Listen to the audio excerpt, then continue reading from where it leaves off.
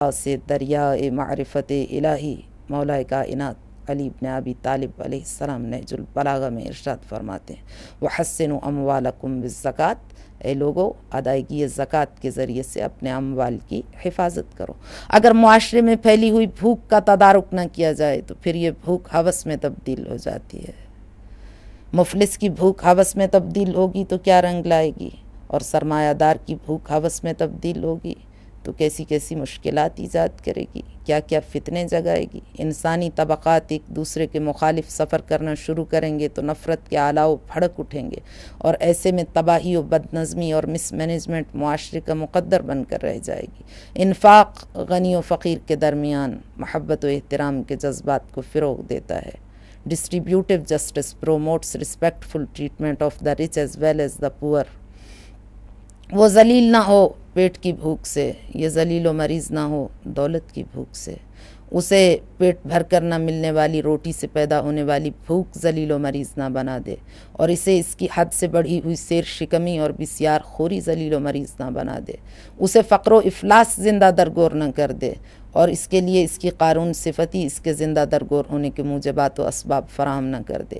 غریب کے ہاتھ سے جب قناعت کا دامن چھوٹ جائے گا تو پھر اس کا ہاتھ کسی کے گریبان تک ضرور پہنچے گا، اور اگر کسی کے گریبان تک نہیں پہنچے گا تو پھر اپنے گریبان تک، یعنی یا برادر کشی یا خودکشی، دو نتیجوں میں سے ایک نتیجہ ضرور برآمد ہوگا۔ لہٰذا تنازع بقا اور تزاحم کو، اسٹرگل فار ایگزسٹنس کو تعاون میں بدل دو۔ الخلق عیال اللہ فاحبهم انفعهم لعیالہ، یہ مخلوق اللہ کا کنبہ ہے، یہ اللہ کا خاندان ہے۔ فاحبهم، بارگاہ خدا بندی میں تم میں سب سے زیادہ محبوب وہ ہے، پسندیدہ وہ ہے جو انفعهم، سب سے زیادہ اللہ کے اس کنبے اور خانوادے کو فائدہ پہنچانے والا ہو۔ غنی غنی تر نہ ہو، فقیر فقیر تر نہ ہو، اس کے لیے اسلام نے مرحلہ اول میں غیر عادلانہ ذرائع سے دولت کے حصول پر پابندی عائد کی۔ اسلام has strictly prohibited acquisition of wealth through illegal means، ظلم و عدوان سے دولت اکٹھی کرنے کو حرام قرار دیا، ظلم سے مال ہتھیانے کے خلاف قانون سازی کی۔ اسلام has legislated against unjust acquisition of wealth، ربا خوری بند کی، prohibited ربا، حلال راستے بیان کیے، showed the right path، اصول تجارت بیان کیے، postulated the right method of trade، مصارف کے قوانین اور ضابطے بیان کیے، laid down the laws and regulations of expenditure۔ حکم اسلام یہ ہے کہ درآمد بھی ضابطے کے اندر، مصرف بھی ضابطے کے اندر۔ اسلام directed that both import and export should be lawfully regulated، اور پھر اس کے بعد مالیات یعنی خمس و زکوٰۃ کو واجب قرار دیا۔ انفاق معاشرے کے لیے حیات بخش ہے۔ to share the fruits of economic well-being is vital for society۔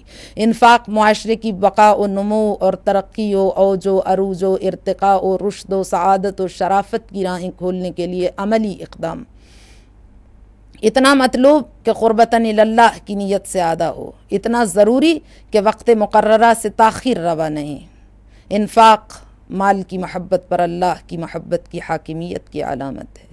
انفاق یؤمنون بالغیب کی دلیل ہے۔ جو لوگ اللہ کے وعدے پر ایمان رکھتے ہیں وہ یہ جانتے ہیں کہ جو مال راہ خدا میں خرچ کیا جاتا ہے وہ مال خرچ کرنے سے کم نہیں ہوتا بلکہ خرچ کرنے سے بڑھتا ہے۔